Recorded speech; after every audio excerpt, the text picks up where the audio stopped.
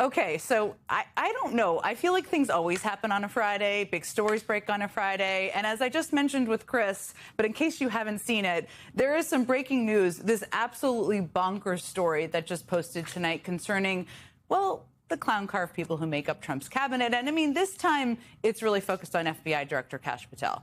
And it's an explosive news story in The Atlantic that just posted. It cites dozens of FBI sources, which is a big deal. It's a lot of sources in this story detailing new allegations about Patel, including some sources who say Patel is frequently drunk on the job, regularly absent from work, and paranoid about getting fired. And there's quite an anecdote about that we're going to talk about. And I'm just going to read you a few of the key passages because I think that will tell you everything you need to know about this story. Here's one. Several officials told The Atlantic that Patel's drinking has been a recurring source of concern across the government. Early in his tenure, meetings and briefings had to be rescheduled for later in the day as a result of his alcohol-fueled nights. 6 current and former officials and others familiar with Patel's schedule told The Atlantic. As a sidebar, not normal. I've worked in 2 administrations. Again, back to the quote. On multiple occasions in the past year, members of his security detail had difficulty waking Patel because he was seemingly intoxicated. This was Chris was just referencing. And that's according to information supplied to Justice Department and White House officials. A request for breaching equipment, normally used by SWAT and hostage rescue teams to quickly gain entry into buildings, was made last year because Patel had been unreachable behind locked doors, according to multiple people familiar with the request. Multiple officials also tell The Atlantic that Patel is deeply concerned that his job is in jeopardy. Well, that's understandable. In one incident earlier this month, Patel struggled to log into an internal computer system. He quickly became convinced that he had been locked out, and he panicked, frantically calling aides and allies to announce that he had been fired by the White House, according to 9 people familiar with his outreach. 9 people. Now, the access problem turned out to, quote, have been a technical error, and it was quickly resolved, and that's according to 2 people familiar with the matter. Okay, joining me now is the reporter who broke that story, staff writer for The Atlantic, Sarah Fitzpatrick. First of all, Sarah, I'm so grateful you could be here because we saw this story and we reached out and we were like, can you come talk to us about it? And here you are. I want to talk to you about all the details of this bombshell report. I just skimmed the story, the surface there, I should say. But first, I just want to give you an opportunity to respond to this reaction to your piece, because Patel's advisor, Erica Knight, called your piece fabricated stories. She said that every serious D.C. reporter passed on. Sarah Fitzpatrick and Jeffrey Goldberg printed it anyway. Lawsuit is being filed. What do you say to that? I say that I am a very careful, very diligent, award-winning investigative reporter with a history of award-winning work across multiple organizations. You and I, in fact, have worked together previously. I stand by every word of this reporting. We have excellent attorneys, and it is a surprising statement, but a very telling statement, I believe. And I would also note, we reached out for comment to the White House and to the Justice Department, neither of which disputed anything. We gave multiple opportunities, including 19 detailed questions. So we stand by every word. And look, this is telling, because there are so many people. You alluded to it earlier. These are not the types of people who are willing to speak out outside of the FBI, especially right now, because Kash Patel is going after people with polygraphs in a way that has never happened at the Bureau. So for it to be this level of alarm, this is people genuinely concerned that America is in danger as a result of this conduct. And I feel, a real responsibility to take care of that reporting incredibly carefully. And The Atlantic is nothing but diligent, and we have amazing lawyers and amazing editors, and I stand by every word. I'm not surprised in any way by their response. I will say, and you, as you said, you note, and I noted, 9 sources for the opening anecdote of the story as well. Let's get into some of the details about this, because Patel's excessive drinking seems to be what is alarming a lot of the sources in here. There are multiple anecdotes that refer to that. That's understandable. They're moving meetings. People couldn't wake him. What more have you heard about the extent of his drinking habits and how it seems to be affecting his ability to serve as FBI director? I think the key point is that this is happening in places in which it is public. There are lots and lots of people around who are seeing it, who are hearing about it, who are learning about it. For example, we have video of Patel chugging a beer to excess on video. We've all seen it. Everybody's seen it. Yes. And I think it speaks to, he was on official travel at that time.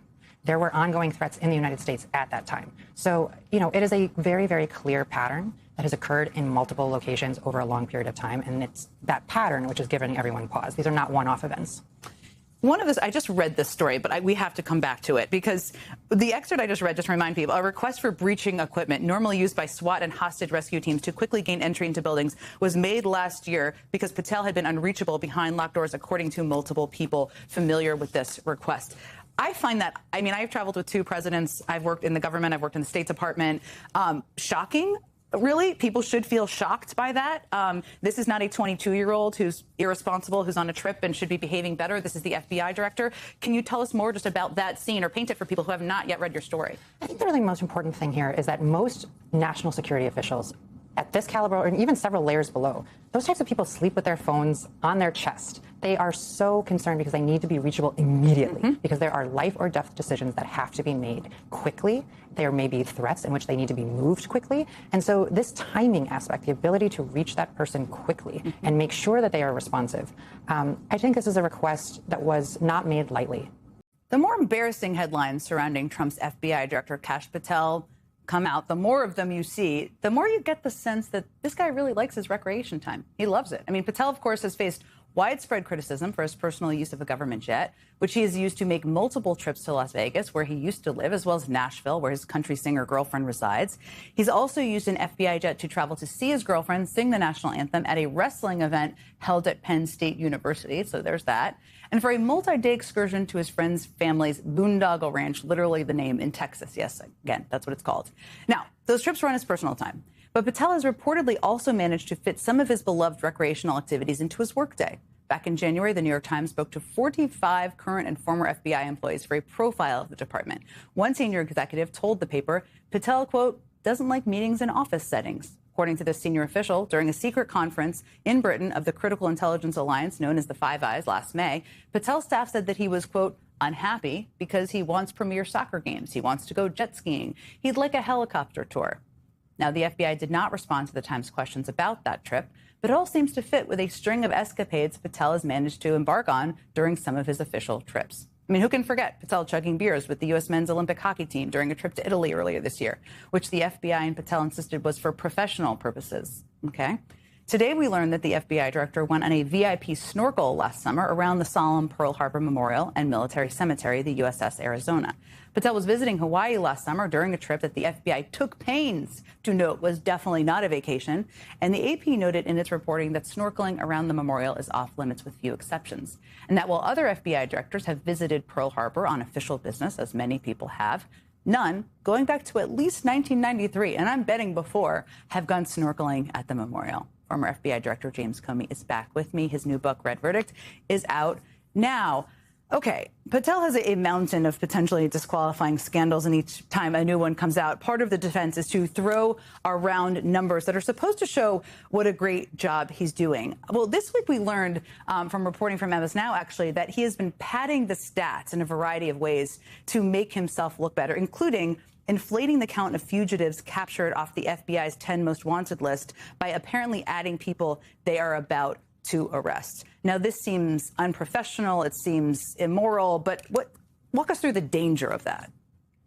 The danger is it strikes at the core of the FBI's integrity, its reputation for being truthful and trustworthy. The FBI is the custodian of the country's crime stats. And if chiefs or citizens come to believe that they're monkeying around with the stats, they've lost it all. And so it's touching something that is indispensable, which is your ability to be trusted. I want to ask you about another story. Notice published a report this week that the FBI created a so-called payback squad of special agents to handle politically sensitive cases, of course, like yours. A senior FBI official speaking on background denied that a squad was created with that name, but referred to an effort that is officially called the Director's Advisory Team, which they said is a special investigative unit tasked with getting to the bottom of some abuses of power that happened during the previous 3 presidential administrations. What do you make of that? I hope it's inaccurate. There were no special squads that reported to me when I was director. I'm confident there were none when Chris Wray or Bob Mueller were directors. Because, again, the regular order matters when you're going to use the enormous power of the FBI to investigate Americans.